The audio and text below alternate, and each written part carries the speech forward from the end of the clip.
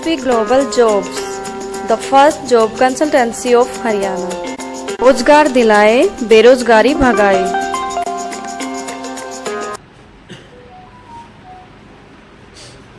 Good afternoon all the respected dignitaries citizen over here. मैं सभी माननीय मीडिया पर्सन से जुड़े, मीडिया से जुड़े हुए, प्रिंट मीडिया है, इलेक्ट्रॉनिक मीडिया है, जो भी सम्मानीय अतिथिगण हमारे यहाँ आज मौजूद हैं, मैं अपने अस्पताल की ओर से doctor Manish Verma, orthopaedic surgeon, आप सभी का स्वागत करता हूं। और साथ में कुछ जो हमने अचीव किया है उसके बारे में थोड़ा सा विश्लेषण आपके सामने रखना चाहता हूं।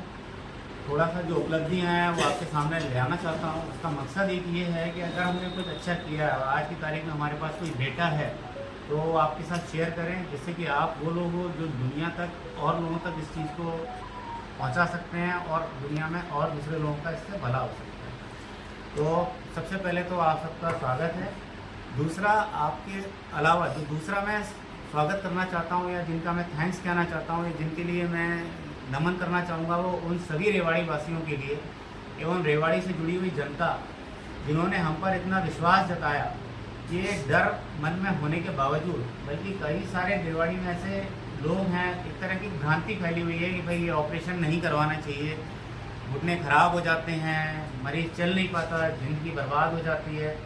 उतना होने के बावजूद कुछ लोगों ने साहस दिखाया और उनके साहस को मैं नमन करता हूं। उन्होंने हमारे पर इतना विश्वास दिखाया, उन्होंने अपने आप को हमारे हाथों में सौंपा और we are thankful, not only me as a doctor Manish Varma but entire Ujala Singhnath hospital Rewari, कि उनके ऊपर उन्होंने इतना भरोसा जताया कि नहीं डॉक्टर साहब आप करो।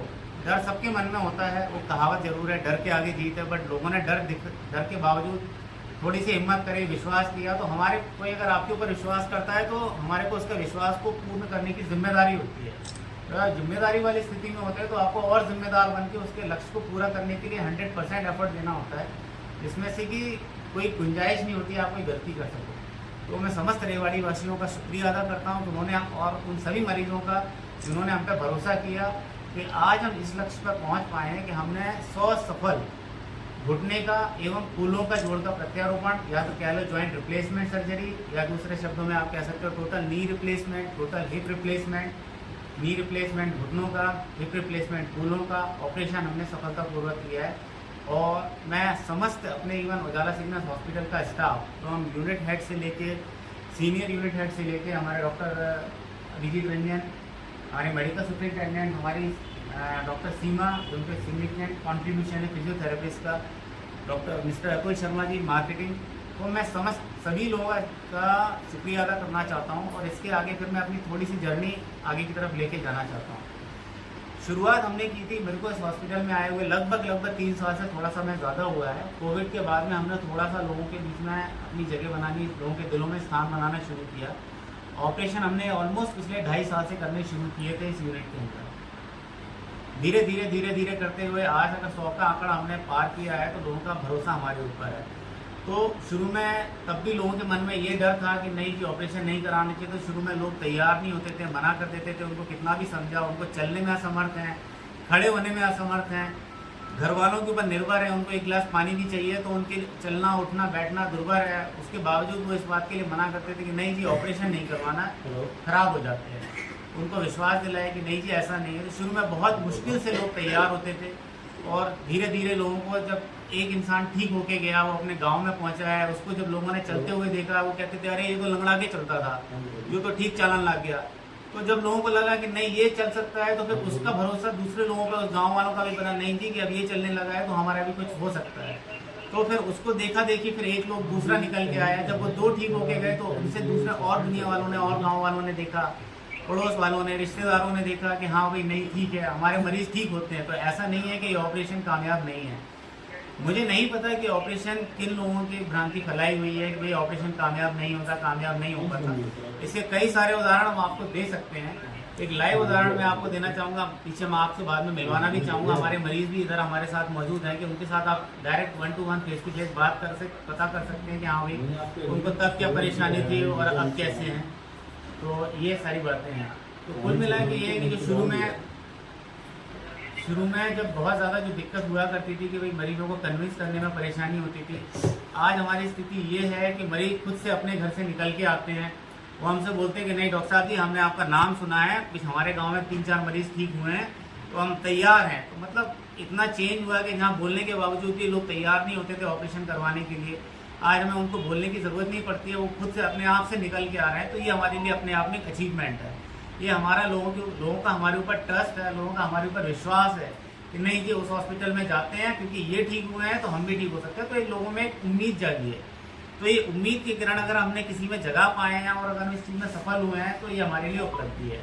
और इसका क्रेडिट मैं सिर्फ अपने आप को नहीं, मैं पूरी एंटायर हॉस्पिटल यूनिट को देना चाहूँगा। तो ये सारी बातें हैं। अच्छा, तीसरी बात ये है कि लोगों को मोटिवेट करना बहुत ज़रूरी है। लोगों को बस बताना, लोग बेचारे क्यों परेशान हो मुझे समझ नहीं आता। क्या वजह है कि भाई आज इतने सारे लोग हैं जिनको कहीं घुटनों की परेशानी है, घुटनों की दिक्कत है, परेशानी है, लेकिन ऑपरेशन करने के लिए भी तैयार नहीं होते। तो उनके बीच में पॉजिटिव मैसेज जाना चाहिए कि नहीं जी हमारे पास ऐसा नहीं है कि सारे दरवाजे बंद हो गए हैं, दरवाजे हैं। हिम्मत चाहिए, थोड़ा सा उनको थोड़ा सा भरोसा चाहिए। अगर लोगों के बीच में ट्रस्ट जा रहा है तो ये सबसे अच्छी बात है।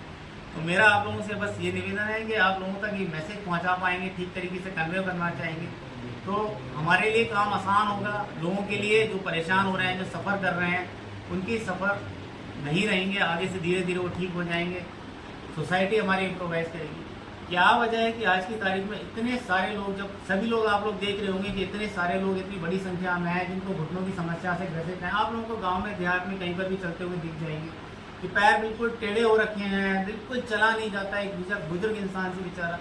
एक सबसे बड़ी वजह उसकी ये है कि पहले इंसान की औसत आयु हुआ करती थी 60-65, मतलब मैं कह रहा हूँ सभी की नहीं, अगर 10 लोग हैं तो 10 में से ठीक है 8 लोग ऐसे होते थे कि जो 60-65 तक खींच तान के पहुँचते थे।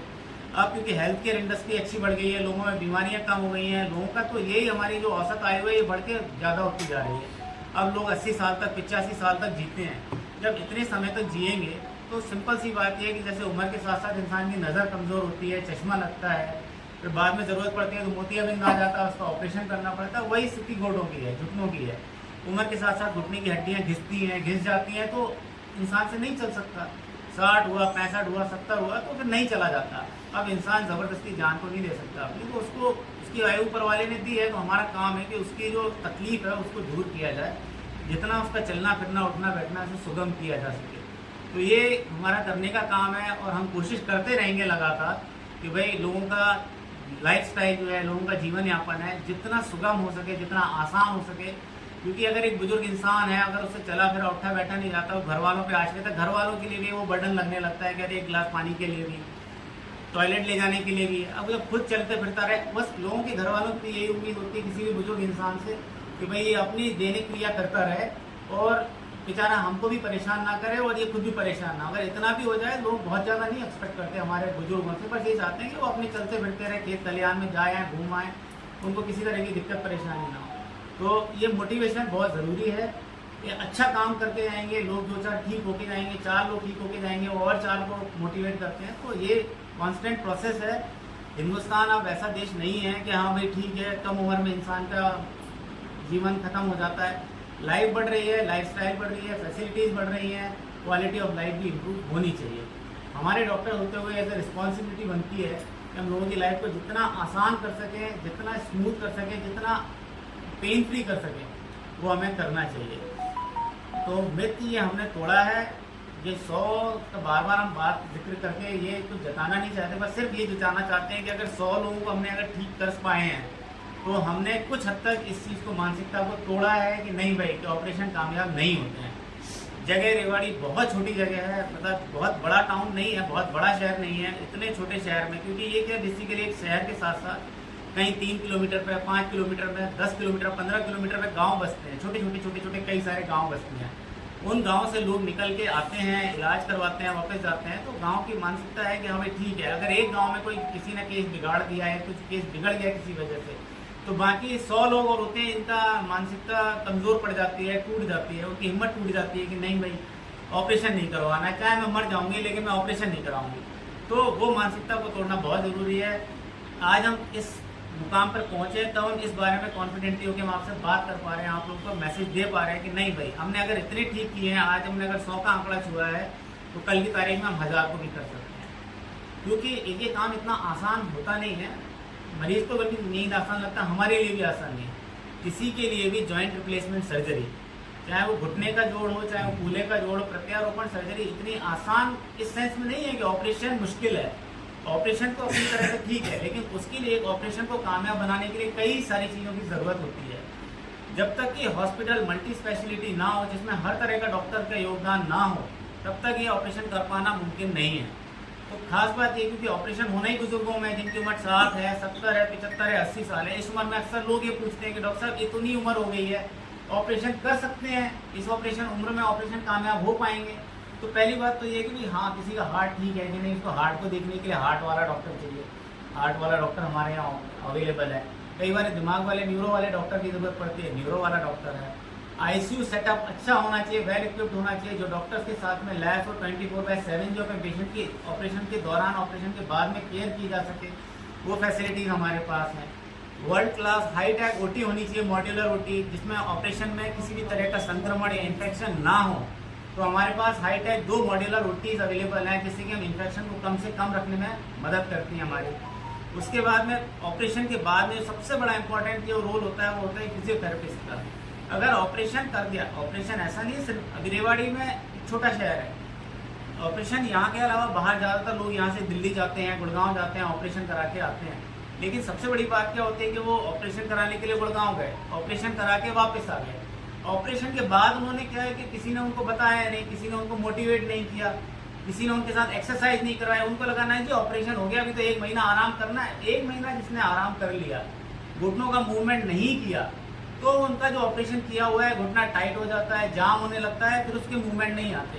तो ऐसा नहीं है कि ऑपरेशन जो बाहर होते हैं वो ऑपरेशन खराब होते हैं, ऑपरेशन अच्छा नहीं किया जाता। मुश्किल ये है कि मरीज के पास भी इतनी फुर्सत नहीं है, कि मरीज के घर वालों के पास इतनी फुर्सत नहीं है कि वो एक दिन का लड़का छुट्टी ले, मरीज को लेके अस्पताल लेके जाए गुड़गांव, पूरा दिन अपना वहाँ पर करे, फिर मरीज को वापस लेके, फिर पता चला 3 दिन बाद कोई परेशानी हो रही है तो फिर लेके जाए। वो किसी भी इंसान के लिए मुमकिन नहीं है कि 60-70 किलोमीटर दूर जाना, घर की रोज छुट्टी करना। रेवाड़ी में होते हुए आसपास के जितने गांव हैं, मान लो 10, 15, 20, 25, 30 किलोमीटर भी दूर है, उनको मालूम है ठीक है जी, गाड़ी में बैठाना है, आधा घंटा लगना है, हॉस्पिटल पहुंचना है, छोटी बड़ी कोई भी दिक्कत, तुरंत डॉक्टर को दिखाना है, काम करवाना है और वापस घर में आ जाना है। 2 घंटे मैक्सिमम 3 घंटे का काम है, अपनी ड्यूटी भी कर पाएगा, मरीज का भी काम हो जाएगा। अगर डॉक्टर ऑलरेडी वीक हो चुकी हैं दर्द की वजह से और गतिशीलता की वजह से, यानी कि वो तो एक्टिव नहीं रहता है, तभी तो सर्जरी तक पहुंचा है। तो उससे पहले उसकी एक्सरसाइजेस उसे बताई जाती हैं कि आपका सर्जरी होगा इस डेट को, लेकिन आपको ये सर्जरी परफॉर्म करनी है, इस तरीके से आपको इन मसल्स को स्ट्रॉन्ग करना है। तो हम उन्हें सिखा देते हैं। फिर आफ्टर जब सर्जरी हो गया है, उसके 24 घंटे के बाद हम वहाँ पहुँचते हैं, बेड साइड पे उस पेशेंट को नी बेंडिंग करा देते हैं, बैठा देते हैं, और उसका जो उनका वॉकर की हेल्प से उनकी गेट ट्रेनिंग करा देते हैं। फिर पेशेंट जब टाके कटवाने के लिए आता है, मैं उसे बता देती हूँ आपको घर पे भी ये एक्सरसाइज करनी है, प्लस बर्फ से सिकाई करनी है, यानी आइस पैक से सिकाई करनी है। ठंडे की सेक से हीलिंग बढ़ जाती है, जो टाके लगे हैं वहां पे बहुत जल्दी वो घाव भरता है इसकी वजह से। तो घाव भरना अच्छी बात है, घाव भरने में लेट हुआ तो वहाँ सेप्सिस होगा, पस बनने के चांसेस हो जाते हैं कई केसेस में घर जाने के बाद। मैडम, नीज के जो कमज़ोर होने का रीज़न क्या होता है? रीज़न ये होता है कि जब 2 बोन्स आपस में हैं, उनके बीच में अगर ग्रीसिंग नहीं है प्रॉपरली, तो वो नेचुरली नीज बोन को या दूसरी बोन को ये डैमेज करेंगे। जी हाँ। तो उसके लिए आप क्या ट्रीटमेंट करते हैं? देखिए, अगर उसमें ग्रीसिंग बनी रहे, स्मूथनिंग बनी रहे, तो सीधी बात है कि नेचर ने हमें इस तरह से बनाया है। अगर हम अपने घुटने की एक्टिविटी सही रखेंगे, ज्यादा हद से ज्यादा कुछ मत करो, यानी ना ज्यादा बैठे रहो, ना ज्यादा खड़े रहो, ना ज्यादा चलो, मतलब अति में हर चीज खराब है। लोग या तो बैठे ही बैठे रहते हैं, बैठे रहेंगे तो उनके जॉइंट डैमेज होंगे, क्योंकि एक ही तरह की प्रक्रिया मसल्स कर रही हैं उस दौरान, और मसल्स का काम है कॉन्ट्रैक्शन और रिलैक्सेशन। तो सिर्फ कॉन्ट्रैक्शन में ही बैठी हैं तो एक पार्ट काम कर रहा है, एक पार्ट रिलैक्स है, तो उस केस में मसल्स वीक होंगी, तो यानी कि उनकी जो जॉइंट उन्होंने होल्ड करके रख रखे हैं वो भी लूज पड़ेंगे, क्योंकि मसल्स वीक होंगी।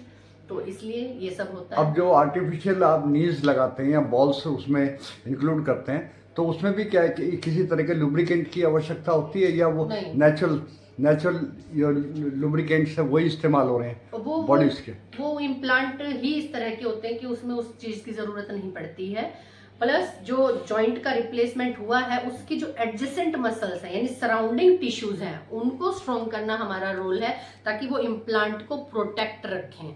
क्योंकि अगर मसल्स वीक हुई, पेशेंट ने कुछ भी नहीं किया, तो इम्प्लांट सिक्योर नहीं रहेगा, फिर उसको डैमेज होने के चांसेस होंगे। तो फिजियोथेरेपी यहाँ पे ज़रूरी है कि उन मसल्स की जो साइड वाली मसल्स हैं जितनी भी हैं वो स्ट्रॉन्ग बन जाए कि इम्प्लांट सिक्योर रहे, प्रोटेक्ट रहे। अब जैसा कि अब आज की जो प्रेस कॉन्फ्रेंस थी वो आपने जैसे 100 पेशेंट है वो नीज के और बैकबोन के आपने बोलने ऑपरेशन करके उनको ओके कराया है, तो क्या सिग्नेस हॉस्पिटल है वो स्पेशली इसी पे कंसंट्रेट है या कि इसके अलावा भी इसमें ट्रीटमेंट्स में कहीं आपको सफलता हासिल की है, क्योंकि मल्टी स्पेशलिस्ट हॉस्पिटल है, तो आपने इसी को स्पेशल फोकस करा? क्योंकि ये एक बड़ी सर्जरी है ना, और नॉर्मली हम जॉइंट रिप्लेसमेंट अगर सोचते हैं तो मेदांता, आर्टेमिस, दिल्ली हम सोचते हैं कि वहीं कराएं तो बेटर रहेगा, लेकिन सक्सेस रेट हमारे यहाँ के 100 के 100 ऑपरेशन सक्सेसफुल हुए हैं, ये मतलब बताने की बात है, इसीलिए हमने मीडिया को आज इनवाइट किया है बताने के लिए।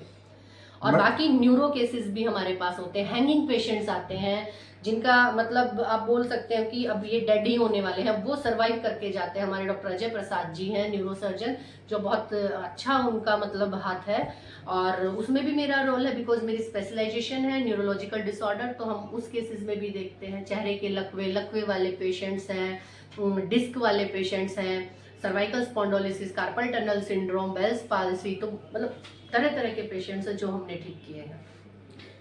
एक मैडम क्वेश्चन मेरे माइंड में और राइज हो रहा है, वो राइज ये हो रहा है कि आज से लगभग 5 साल पहले मेरे नीज में पेन हुआ करता था काफ़ी, लेकिन इसके बावजूद भी मैंने उसको नेग्लेंसी रखी है, मैंने कोई ट्रीटमेंट नहीं लिया, कोई मेडिसिन नहीं ली, किसी डॉक्टर्स को नहीं दिखाया, लेकिन वो नेचुरली कुछ समय बाद 2-3-4 महीने बाद नेचुरली अपने आप ओके हो गया। तो इसके पीछे क्या रीजन हो सकता है? पहला कि वो दर्द आया क्यों, कारण क्या है, क्या कोई चोट की वजह से, वॉकिंग की वजह से, तो आपने क्या बदलाव लाया उसके? मैंने कोई बदलाव नहीं लाया, अपने आप ही ठीक हो गया, अपने आप ही ठीक हो गया। जैसे आपने वॉकिंग ज्यादा की तो एक पर्टिकुलर मसल के किसी पार्ट पे स्ट्रेन आया, खिंचाव आया किसी भी वजह से, और वॉकिंग बंद भी नहीं करी, फिर बंद नहीं की, तो सर एक हीलिंग प्रोसेस तो बॉडी का खुद से भी होता है कि इतने दिन के बाद ठीक हो जाएगा खुद से, या आपका खान पान अच्छा है, आप एक्टिव रहते हैं, तो वो ठीक हो गई चीज।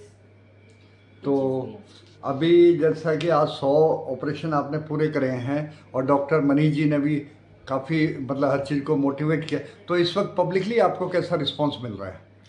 सर ऐसा है कि लोग बिलीव कर रहे हैं हम पर कि कहीं मत जाओ, उजाला सिग्नस में जाओ कि वहाँ डॉक्टर्स अच्छे हैं।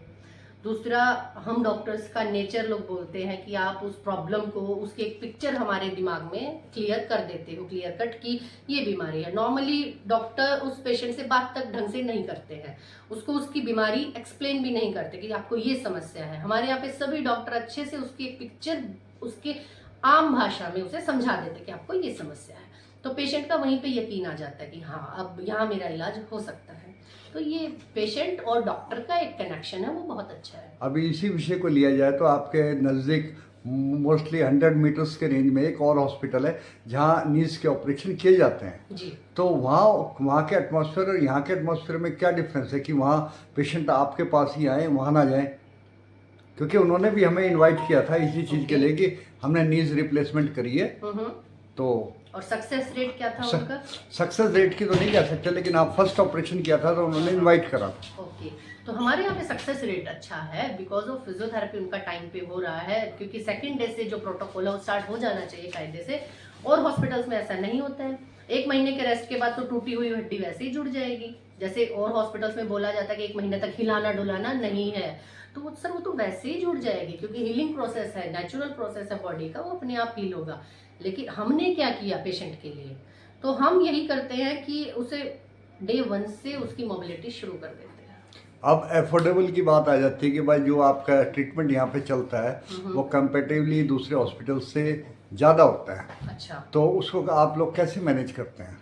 सर काफ़ी पैनल्स हैं, ECHS, ESI और TPA वगैरह पैनल्स हैं। आयुष्मान भारत में हमारे मैक्सिमम जो नी रिप्लेसमेंट और जॉइंट रिप्लेसमेंट हमारे आयुष्मान में हुए हैं, जहाँ में कोई बेनिफिट नहीं है, जस्ट बिकॉज कि पेशेंट का लाभ हो इसीलिए हम करते हैं।